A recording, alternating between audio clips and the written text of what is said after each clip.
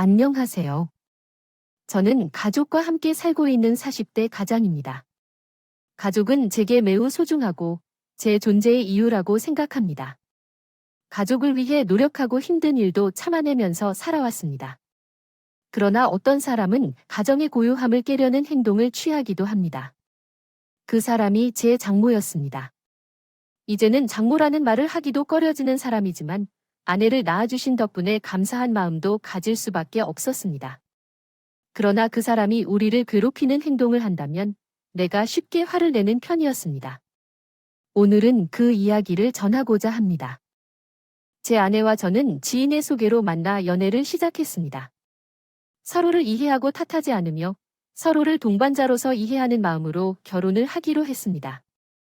이런 관계 속에서 부부가 되기로 한 것은 우리 둘 사이의 특별한 연결 때문이었습니다. 우리 사랑은 단순하지만 서로를 아끼고 사랑하는 마음으로 이루어졌습니다. 이제까지도 서로를 아끼고 서로를 위해 옆에 있을 것을 확신합니다. 저는 그렇게 상대에 대해 착한 행동을 하고 싶었어요. 결혼이 다가오면서 아내가 많이 불안해하는 것을 느꼈어요. 그 이유는 아내의 복잡한 가정 사정 때문이었어요. 아내의 엄마와 아빠가 별거한 상황이었고, 엄마는 보험 설계사로 바빠서 지방으로 이사를 가겠다는데 아빠는 말리지 못했어요. 그렇게 엄마랑 따로 살기 시작했는데 엄마는 돌아오지 않을 것 같았어요. 심지어 가까운 거리로 이사를 해도 엄마는 합치려 하지 않는 것 같았어요. 복잡한 어른들 사정인데 처음에는 잘 몰랐지만 나이가 들면서 이해하게 되었어요. 아무것도 모르고 있다고 속으로 생각한 적도 많았습니다. 때로는 나를 이해해 주어야 할 어머니로서의 역할도 감당하기 힘들어하는 모습이 보였습니다. 그러나 그 속에서도 나는 어느 쪽을 따를지 모르는 상황에서 고민하고 있었습니다. 나에 대한 어려움을 이해해주지 못하는 사람들에게 자신의 이야기를 설명하기 어려웠고, 어떻게 이혼성이 나와 부모님 사이에 영향을 미치는지도 잘 알지 못했습니다. 어쩌면 남들이 생각하는 것과는 조금 다른 방식으로 성장했기 때문에 오해를 받을 수도 있을 것 같았습니다. 결국 나에 대한 어머니의 그리움과 원망이 서로 교차하면서 나의 삶에도 영향을 끼칠 수 있었습니다. 결혼을 앞둔 시점에서도 어떻게 어머니에게 연락해야 할지 망설이다가 여전히 나에 대한 불편함과 거리감으로 어려움을 겪고 있었습니다. 어떤 선택을 하든 그 결정이 어머니와 나를 포함한 모든 사람들에게 영향을 미칠 것이기에 신중한 판단이 필요했습니다. 이런 과정을 통해 나는 나 자신을 더 깊이 이해하게 되었고, 미래에 대한 결정을 내리는데 도움을 얻을 수 있었습니다. 고민하고 있었어요. 저희 집에서 긴 시간을 보낸 만큼 아내의 가정사에 대해 대략 알고 있고, 그런 이유로 며느리 차별은 걱정하지 않았습니다만, 이건 오로지 내부적인 고민이었습니다. 결정은 아내가 내리기 때문에 저는 대신 해줄 것이 없었습니다. 그런데 아내의 고민을 마치기 전에 상황이 이미 해소되었습니다. 장모님이 결혼 소식을 듣고 우리에게 찾아오셨다고 해요. 어떻게 결혼 소식을 모르고 있을 수가 있지? 남들에게 나한테 말 안 했어도 라며 상황을 어떻게 처리할지 감을 못 쏘면서 많은 고민을 하더군요. 솔직히 말해서 초대장에 적어야 할지 말아야 할지 계속 고민하고 있었어요. 그래서 결국 말하지 못했어요. 그런 얘기를 하면 엄마가 너무 화를 낼 것 같아서요. 어쨌든 결국 알게 되었으니 오시면 그냥 밥 좀 먹고 가세요. 아내는 오랜만에 만난 장모님께 정말 냉담하게 대해요. 결혼 준비를 하면서 친정 어머니의 도움을 받는 다른 사람들을 부러워하면서도 자기 어머니에 대한 큰 기대가 없는 것 같아요. 말을 하다 보니 더 화가 나는지 잔뜩 화를 품고 돌아선 아내를 보며 장모님이 큰 충격을 받으신 것 같아요. 아내를 붙잡지도 못하고 혼자 남겨진 채로 어쩔 수 없이 장모님을 달래기 시작했어요. 제가 미영이하고 계속 연락하기를 바랄 거예요. 장모님이 오시는 소식을 많이 그리워했거든요. 어쩌면 이렇게 인사하게 돼서 정말 죄송합니다. 난 박현수라 해요. 나 창무더킹 허종이 신경만 좀 쓰지 이 세상 어디 한 사람 보지도 않고 왜 결혼하려고 그랬는지 모르겠어. 미영이 아빠랑 안 사난 지 오래됐는데도 우리는 아직 혼인 관계를 유지하고 있어. 법적으로 내가 미영이 엄마이자 그 집 안주인이야. 근데 넌 이런 짓을 하면 안 되잖아. 너까지 내 창모 경영 망치지 마. 생각하면 정말 가만히 못 있어서 괜히 불똥이 내게 튀었다. 장모님이 나에게 앞으로 장모를 잘 대접하라고 당부하셨고 나는 그 앞에서 그렇다는 말을 할 수밖에 없었다. 결국 장모님은 우리 결혼식에 참석하셨고 우리는 무사히 결혼식을 치르게 되었다. 그때까지만 해도 나는 장모님을 또 만날 것이라는 생각을 솔직히 하지 못했다. 결혼 전에도 가족들과 친밀하게 지내시던 분이셨으니 이제 와서 어찌 될지 궁금해졌다. 그러나 이번에는 장모님께서 먼저 연락을 주셨다. 우리가 신혼여행 다녀온 후부터 따로 전화를 주시고 그 후로도 자주 연락하신다고 한다. 신혼여행 다녀왔으면 장모님께 전화를 해야지. 찾아갈 때 인사를 드리는 게 예의 아니겠어? 그럼에도 내가 챙기지 않으면 창모 취급도 안 하겠다는 거야 라고 말씀하셨다. 아닙니다. 죄송합니다. 장모님, 창모 잘 챙기겠습니다. 앞으로 잘 하겠습니다. 어떻게 잘할 건가요? 글쎄요, 제가 도울 일이 있을까요? 미영이를 결혼시키면서 많이 생각했어요. 내가 신경을 쓰지 못할 동안 애가 많이 자랐다고 생각하고 언제부턴가 이렇게 결혼할 줄 몰랐다고. 그래서 이제는 미영이와 다시 잘 지내고 싶어요. 어떠한 상황임을 설명하기 위해 다음 문장을 썼습니다. 어떨 때도 망설이지 않고 가족들을 중요하게 여기는 어머님은 결혼 후 가족관계의 중요성을 강조하여 어머님의 딸인 아내에 대한 배려를 당부하고자 했습니다. 아내의 밥숟가락 위로 반찬들을 올려주시는 장모님을 보며 저는 아내가 행복하기를 바랬습니다. 어느새 저희가 아이를 가지고 임신한 아내는 더더욱 장모님의 손길을 그리워했습니다. 입덧이 심해서 아무것도 못 먹는데 딱 하나 장모님이 오래전 해주신 호박죽을 먹고 싶다고 했어요. 장모님, 미영이가 호박죽을 먹고 싶다는데 혹시 좀 해주실 수 있을까요? 호박죽을 먹고 싶다는 건 왜 다시 그렇게 손이 많이 가는 것을 먹고 싶다는 걸까요? 그게 얼마나 고생인데 그냥 사다 주면 안 되나요? 옛날에 먹었던 걸 먹고 싶다 그래서요.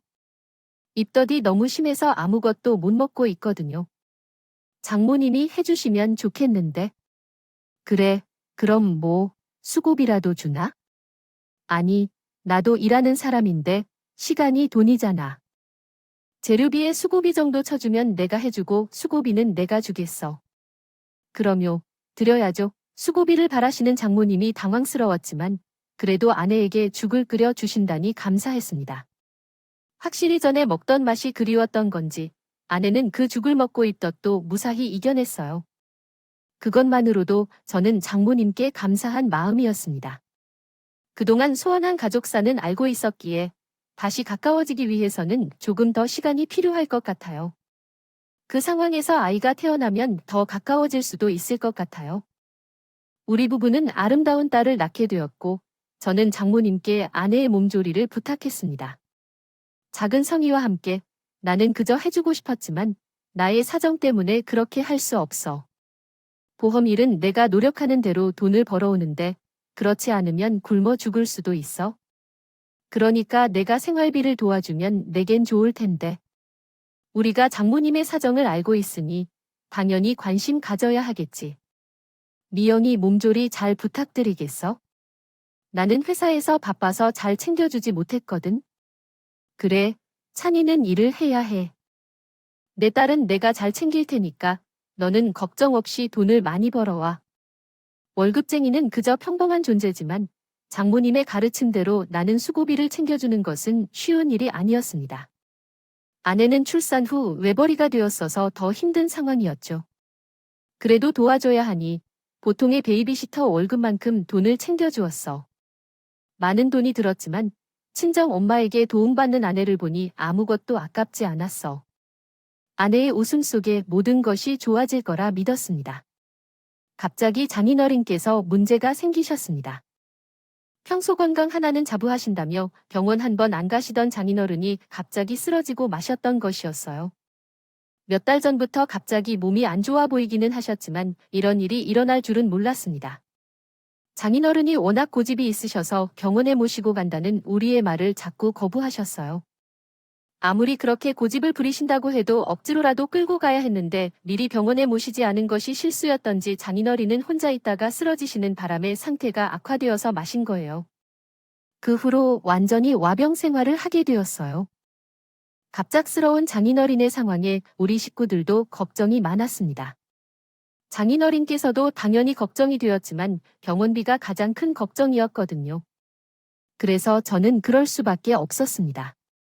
가뜩이나 아이가 태어나고 외벌이로서 생활비가 부족해서 월급에서 장인어른의 병원비까지 감당하기가 벅찼거든요. 뭐라도 해서 가족을 살리겠다 생각해서 퇴근 후 매일 밤마다 대리운전을 다니기 시작했어요. 주말에도 일하고 밤낮 없이 일해야 했죠. 아내는 당연히 제 건강을 걱정했지만 다행히 잠이 별로 없고 건강 체질로 충분히 할 수 있을 것 같았습니다. 그날도 저는 평소처럼 대리운전을 기다리고 있었어요. 늦은 밤이었지만 술자리 약속이 별로 없는 평일이라 그런지 대리운전을 찾는 손님은 그리 많지 않았었습니다. 그래도 운이 좋게 끊기지 않고 건수를 잡을 수 있었고 덕분에 저는 오랜만에 기분이 좋았네요. 투잡으로 대리운전 일을 시작한 지 1년이 넘었는데도 오늘 같이 꾸준한 날은 별로 없었기에 매일이 오늘만 같아도 돈 걱정은 없겠다 싶을 정도였죠. 그러던 중 또 콜 하나가 잡혔는데 저는 익숙한 주소에 깜짝 놀라고 말했습니다. 출발지는 제가 있는 곳 근처의 술집이었지만 도착지가 제가 아는 곳이었거든요. 처음에는 잘못 봤나 싶어 몇 번이나 확인을 해봤지만 그곳은 장모님이 지내시는 곳의 집 주소였습니다. 자주 가보지도 못한 집 주소를 어떻게 알고 있냐 싶으시겠지만 그동안 장모님 집으로 택배를 자주 보냈었고 불과 한 달 전에도 장모님의 부탁으로 교육 주소로 쌀을 시켜드렸기에 제가 그 주소를 기억하지 못할 수가 없었습니다. 거리가 있고 혼자 사시는데도 형편이 안 좋으신지 저희에게 자주 생필품 부탁을 하시기에 당장 주문 내용 몇 개만 뒤져봐도 그 주소는 확실히 알 수 있었거든요. 그 집은 장모님 댁이 확실한데 대체 누가 그 콜을 부르셨나 싶었죠. 혹시나 장모님일까 생각을 해봤지만 번호는 장모님의 번호가 아니었죠.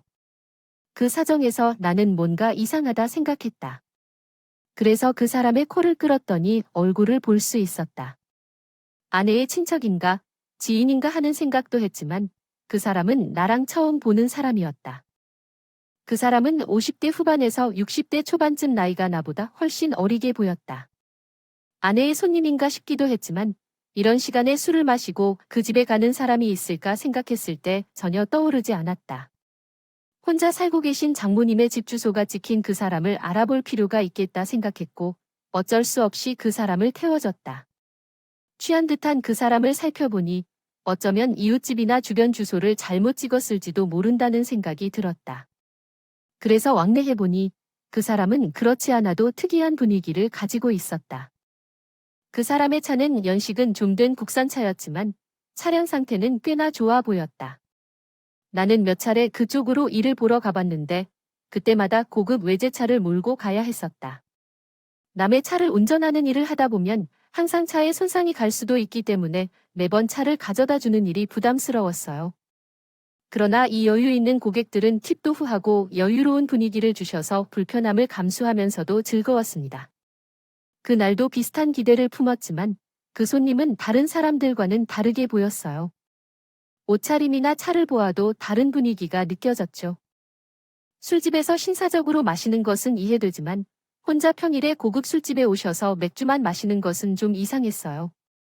그분이 혼자 고급 양주를 마신다면 그만큼 돈에 대한 고민이 없는 분일 것 같아서요. 하필이면 그분이 장모님 댁 주소로 가시는 길에 저와 함께 있어서 조금 당황스럽기도 했어요. 일반적으로 고객이 타는 대로 운전만 해주면 되지만 그날은 예외적으로 긴장을 풀 수가 없었습니다. 주소를 잘못 찍은 것이 아닌지 바라기도 했지만 그 손님이 정말 장모님 댁으로 가시는 거라면 저는 그 이야기를 알 수 없겠죠. 어떻게 생각해야 할지 장모님께 무슨 말을 해야 할지 골치가 아프네요. 그렇게 별 생각을 하며 운전을 시작했어요. 만취한 손님은 신발을 벗고 양말까지 벗었는데 시트에 눕고 잠들더라고요. 손님이 완전히 잠들었는지 확인하고 그의 내비게이션을 확인해 보았어요. 평소엔 그런 짓을 하지 않지만 그날은 모든 게 이상해서요. 최근 행선지를 확인해 보니 술집과 쇼핑몰, 그리고 장모님 집 주소만이 찍혀 있었어요. 어쩌면 장모님과 이 남자의 관계가 있을지도 모르겠어요. 서성거리는 내 모습을 보면 마치 돈 많은 백수 같은 기분이었죠. 하지만 이 손님은 돈 많은 사람과는 거리가 먼 것 같았어요. 하지만 로또 당첨이라도 있어야 이런 생활을 할 텐데 말이에요. 머릿속이 더 복잡해지기 시작했죠. 단 하나 확실한 것은 이 남자가 장모님과 어떤 관련이 있는 것 같아요. 아파트나 빌라 주소만이라면 이런 고민은 안 했을 텐데 장모님의 집이 단독주택이라서 그랬던 거죠. 혹시 장모님과의 사이에 뭔가가 있었거나 주소를 숨기고 이사를 간 걸지도 모른다는 생각이 들어요. 제 직감이 뭔가 있다는 거 맞아요. 혼자 탐정놀이를 하다가 집 근처까지 다 다다르게 되었습니다. 그런데 갑자기 심장이 쫄리고 긴장이 되기 시작했어요. 아무 잘못한 것도 없는데 뭔가 들키면 안 될 것 같다는 생각이 들었죠. 이대로 장모님이 제게 알아차린다면 골로일 것 같아서 얼굴을 숨겨야 했습니다. 다행히도 모자와 마스크를 쓰고 있어서 얼굴을 가리는 방법이 많아 다행이었어요. 하지만 장모님이 알아보면 어떡하지? 불안했지만 나 같은 평범한 사람에게는 장모님이 나를 알아보지 못할 수도 있겠지 했어요.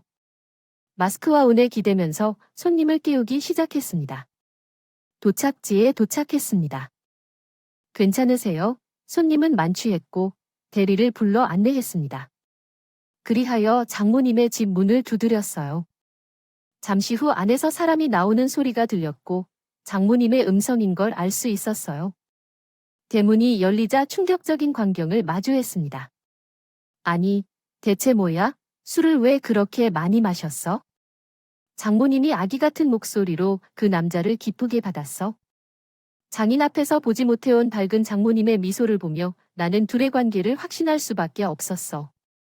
정말 왜 그렇게 마셨어? 어디 갔다 왔니? 몰라, 그냥 갔어. 어디 갔는데? 기사님이 어디서 오는 길이에요? 갑자기 내게 묻는 장모님 덕분에 나는 너무 놀라서 심장이 뛰는 기분이었지만 티는 내지 않았어. 예, 어디서 왔냐고요? 아, 강남에 있는 땡땡 술집입니다. 속이 후련한 한마디를 하면서도 혹시 내 목소리를 알아들까, 나를 알아보질 않을까 하는 두려움이 들었지만 다행히 장모님은 나를 알아보지 못했어. 그리고 둘만의 대화를 나누듯 얘기를 나누었어. 아, 그곳에 갔어? 아니, 거기 얼마나 비쌌는데? 기분 좋아하니까 조금 마셨지. 어차피 곧 큰 돈이 들어올 테니까 그 정도는 괜찮아.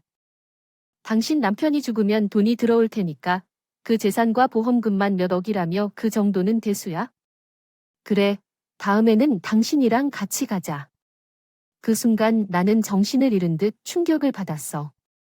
장모님 남편이 있는데 그럼 그 남자가 말하는 남편의 재산과 보험금이 우리 시어머니를 우롱할 것이라는 말씀이었습니다. 로또에 당첨되어 사치스러운 삶을 즐기고 다닐 것이라고 생각되지만 그 사람은 믿을 만한 부분이 있었습니다. 시아버지와 그 남자의 관계를 의심하고 있었지만 그 남자가 시어머니에게 얹혀 살지 않을까 생각했습니다. 그러나 그 둘의 관계를 직접 보고 나니 예상이 맞았다는 생각을 하게 되었습니다.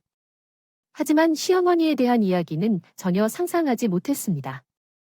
시어머니가 혹시 자신에게 애인이 있을지도 모른다고 생각했지만 병든 시어머니를 버리고 그렇게 하는 줄은 상상도 못했습니다. 바쁘다는 핑계로 위로해주지 못한다는 말이 애인과 이러는 시간을 즐길 줄은 몰랐기 때문에 시어머니의 이중생활에 충격을 받았습니다. 하지만 더 놀라운 것은 시아버지의 이야기였습니다. 시아버지가 가셔도 유산이 있을 것이라고 생각했지만 보험금은 무엇을 의미하는 건지 이해할 수 없었습니다. 우리는 시아버지가 사망보험을 들었다는 건 알고 있지 않았기 때문에 모든 상황이 혼란스러웠습니다. 나는 서둘러 그 자리를 떠나야만 했습니다. 하지만 시어머니가 그 사람의 입단속을 보고 계시는 것을 보면 내가 듣은 이야기가 사실임을 알 수 있었습니다. 장모님의 행동이 이상하다고 생각이 들었어요. 그래서 빨리 자리를 피해야겠다고 생각하게 되었죠.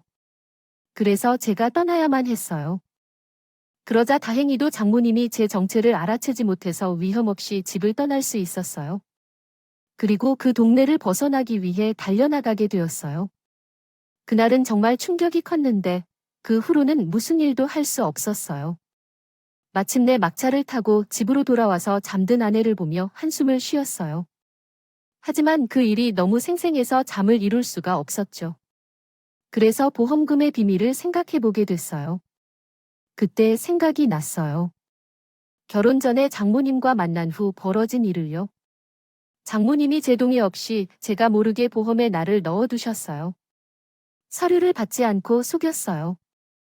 결국 제가 모르게 가입한 보험에 대해 장모님의 행동을 알게 된 후 아내와 큰 싸움을 했죠.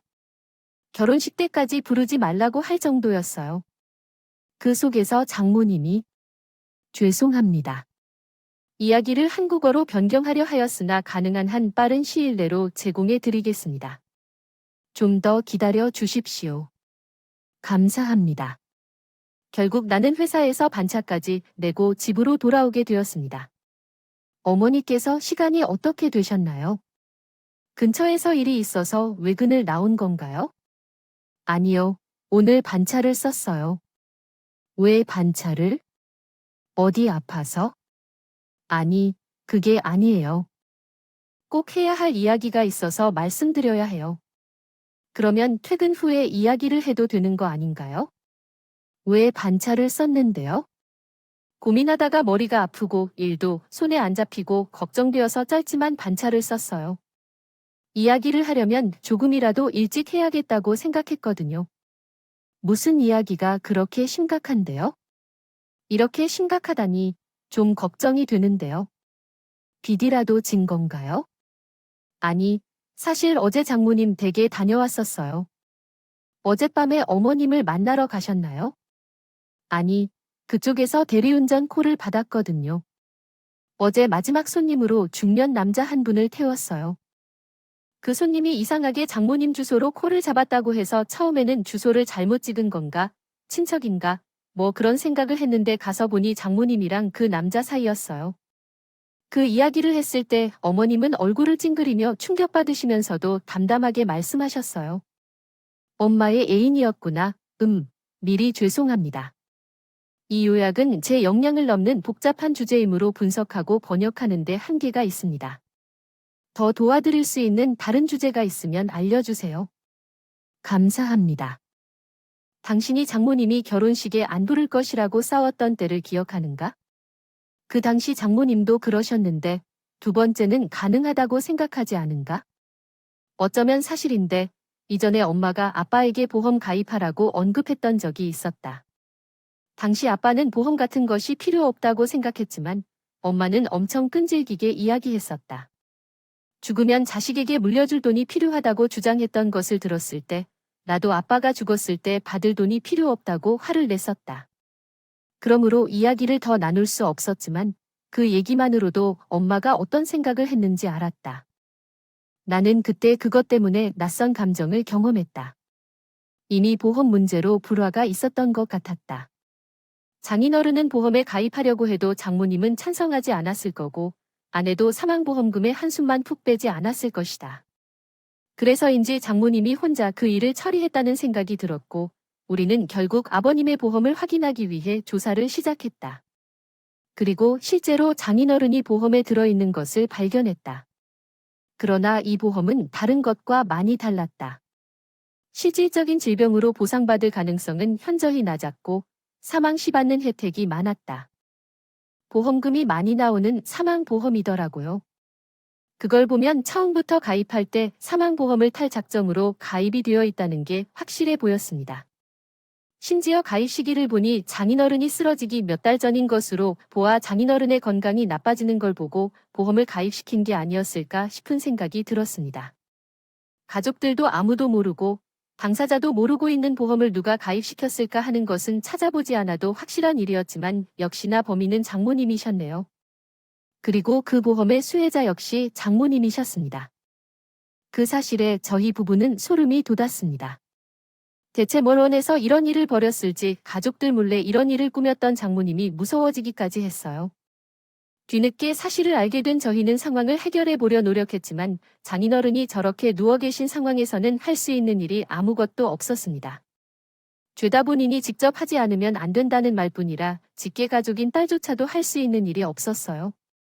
그렇게 알아다니다 보니 저희들도 더 무서운 일을 알게 됐어요. 장인어른이 언제 회복하실지도 모르는 상황에 지금 당장 보험금만이 문제가 아니라는 것을 말이에요. 엄마 아빠는 아직도 혼인관계야? 그럼 아빠가 죽고 나면 엄마가 아빠 재산을 받게 된대. 심지어 나보다 많다고요. 아니 그래. 정말 현명한 결정을 한 것 같아. 법률적으로 부부로 인정되는 경우에 이혼하거나 재혼하더라도 배우자는 상속의 1.5배를 받는다는 규정이 있어. 자녀들은 동등하게 상속을 받게 되니까 아버지가 돌아가신다면 어머니에게 더 많은 재산을 넘겨야 하는 거야. 게다가 아버지가 가입하고 있는 사망보험도 어머니가 받는다네. 어버이대로 혼인관계를 유지하려던 장모님의 의도를 깨달았다는 게 중요했지. 법적으로 부부로 인정받는 장모님의 존재 때문에 우리 자식들은 장인 대신 어떠한 결정도 할 수 없었어. 그대로 두게 된다면 어머니는 장인 어른에게 도움이 되지 못하는 장모님으로 남게 될 일이네. 돈이 중요한 것이기는 하지만 사람들의 마음이 더 중요했죠. 나도 어머니가 아버지의 재산을 가져가는 것을 보기 싫고 아버지의 사망보험 돈을 받아가는 것도 보기 싫어. 돈 그것은 그냥 버리는 게 나아. 그 여자가 아버지 덕분에 편안하게 살아가는 걸 지켜보는 게 참으로 못 견디네. 그런 상황이 벌어진다면 장인 어른 또한 편안히 잠자리에 누워 눈을 감을 수 없게 될 듯해서 우리는 어떻게든 상황을 해결하려 노력했어. 그렇게 성년 후견인 제도에 대해 알게 되었습니다. 부모와 자식 간의 특정한 상황에서 자식이 부모의 후견인이 되어 대리인이 될 수 있다는 것을 알게 된 것이죠. 우리는 그 사실을 알게 된 후에 약간이나마 빛이 보이는 기분이었습니다. 물론 성년 후견인이 되는 것이 쉽지는 않았지만 우리는 어떤 노력도 아끼지 않고 준비를 해왔습니다. 반년이 걸려 성년 후견인 심사가 끝나고 비로소 아내는 장인의 대리인이 되었습니다. 그동안 매일이 긴 기다림이었지만 우리는 그 시간을 놓치지 않고 계획을 세우고 있었습니다. 성년 후견인이 되기로 한 목적이 장인과 장모님의 이혼이었기 때문에 이혼을 위한 준비를 해야 했죠. 난 대리운전을 하면서 장모님을 쫓아다니며 애인과 동거 중임을 증거로 모았습니다. 그렇지만 장모님에게 덜미를 잡히지 않을까 불안하면서도 노력했습니다. 그런데도 무사히 증거를 확보하고 우리는 이혼 준비를 시작했습니다. 장모님이 애인을 만들어 정말 훌륭한 계책이었습니다. 비록 성년 후견인이지만 대리인이 이혼 소송을 하는 일은 어려운 일입니다. 그러나 이혼이 성립되기 위해서는 몇 가지 조건이 중요하다고 합니다. 그 중에서 가장 쉬운 방법은 장모님의 외도라고 합니다. 외도 사실만 확인하면 이혼이 쉽게 이루어질 수 있기 때문에 우리는 마침내 불안한 마음을 내려놓을 수 있었습니다. 이로 인해 아내와 나는 지난 반년 동안 정말 정신없이 지냈습니다. 아내는 장인 어르신을 돌보며 여기저기 뛰어다니고 나는 혼자 돈을 벌며 장모님을 쫓아다녔습니다. 이전에도 장인 어르신을 돌보느라 대리운전을 하며 힘든 삶을 살았기 때문에 더욱 바쁘게 지내는 것은 당연한 일이었습니다. 그럼에도 불구하고 이것은 내 가정이기 때문에 당연한 일이라 생각하였지만 아내는 항상 이것이 마음에 걸렸던 것 같습니다. 그렇다고 제가 넘겨주기 힘든 부분을 해서 그런 것이겠죠. 최근에 아내가 그런 말을 하였습니다. 그때 나는 부부간의 일에 대해 생각해 보았습니다. 그리고 장인 어르신의 일도 왜 남의 일처럼 여기는지 의심해 보았습니다. 아버지처럼 대해주지 못한 점에 대해 미안함을 느꼈습니다. 만약 다른 여자와 만난다면 덜 걱정하고 편안하게 살 수 있었을 것이라고 생각했습니다. 이런 말들을 듣고 나는 부부 사이의 동심으로는 아는 것이 없었습니다. 당신은 다시는 그런 말을 하지 말아야 해. 우리는 서로가 있었기 때문에 어려운 시기를 이겨낼 수 있었어. 어떤 애도 서로를 위로해주기 때문이지. 그래서 난 더 이상 장모님을 이해할 수 없었어. 가정을 책임지지 않고 자기 마음대로 살다가 어려운 때에 가족을 이용하려고 하다니 말이지. 애인을 만들고 가족을 어떻게든 이용하려는 장모님을 보면 화가 났어. 법이 우리 편이었으면 좋겠다고 생각했어. 결국 모든 준비가 끝나고 우리는 곧바로 이혼 소송을 제기했어. 아마 장모님은 이렇게 될 줄 상상도 못했을 거야. 누워 계신 장인어른이 갑자기 일어서실 줄은 상상도 못했을 거니까. 법정에서 다시 만난 장모님은 우리가 벌인 일을 보고 경악했어. 넌 어떻게 이래? 라고 물었어. 아버지도 가만히 있는데 너희가 뭘로 우리를 이혼시키겠냐? 아빠야 경찰을 불러 널 덜컥 쳐봤어야 했는데 엄마만 가만히 있었겠어? 가구 간판 물리고 불륜을 저질렀는데 너희가 아빠한테 말도 못했겠지? 라고 말했어. 연결이 딸이라고 생각해야 했는데 안 그랬어요. 엄마가 내가 딸로 생각한 적이 있었단 말이에요. 이제는 엄마가 얼마나 좋은 엄마였는지 알 것 같아요. 주는 것만으로도 감사해야겠어요. 내가 지훈을 낳고 몸조리를 할 때도 엄마가 챙겨준 거예요. 내가 챙겨줬어야 하는데 돈 받아갔다며 생각했다면 사람 쓸 거였어. 친정 엄마라고 해서 챙겨준 줄 알았는데 돈을 받았다고는 몰랐어요. 엄마가 대가를 치르고 나는 아내 만족을 해야지. 계산은 이미 다 끝났어. 아빠 등 대별 생각하지 말라고 했어요. 그러면서 아내는 조금 개운해 보였어요. 그리고 조금 슬퍼 보였어요. 친정 엄마의 정을 그리워하는 아내라서 오만하지 않았어요. 법은 우리에게 정의를 줬어. 이혼 소송을 잘 끝냈고 아내는 끝까지 장모님에게 받아낼 것을 받아내겠다고 했어요. 상황이 특이해서 어려울 줄 알았는데 결혼 관계를 유지하면서 불륜을 저질러 나쁜 일을 한 것은 확실히 잘못이었습니다. 하지만 이번에도 우리가 승리했습니다. 우리에게 정확히 뒤에서 이를 꿈쩍친 장모님이 우리를 방치하지 않겠다고 난리를 쳤지만 이번에도 아내는 참지 않았습니다. 아내는 장인 앞에서 가입한 보험을 해지하고 그 과정을 보험사에 알렸습니다. 장모님이 타인의 신상 정보를 도용하여 불법으로 보험금을 받으려고 시도했던 것이었습니다. 결과적으로 장모님이 보험사에서 해고당했고 가입한 보험도 없어지면서 장인이 알지 못하면서 자동 납부되었던 돈도 전부 환불받았습니다. 솔직히 말해서 보험 문제로도 우리는 많은 고민을 했습니다. 수혜자를 바꾸면 우리가 이득을 볼 수도 있었지만 억압이 적은 돈이므로 유혹을 느낀 적도 있었습니다. 하지만 장인이 직접 해놓은 것도 아니고 장인의 목숨을 그런 돈으로 바꾸고 싶지 않다는 아내의 말에 나 또한 동의했습니다. 우리는 누구보다도 장인이 다시 일어서길 기대하는 사람들이고 돈은 필요하지 않으니까요. 그 일은 끝이 좋게 마무리되었고 우리는 여전히 장인을 돌보며 살아가고 앞으로도 잘 지내고자 합니다. 여러분들께 이야기를 마치며 인사드리겠습니다. 네, 알겠습니다. 이야기를 듣고 계시는 것에 감사드립니다. 이제 이야기를 한국어로 다시 풀어보도록 하겠습니다. 한국어로 감사합니다를 해석하면 고맙습니다 라고 할 수 있습니다.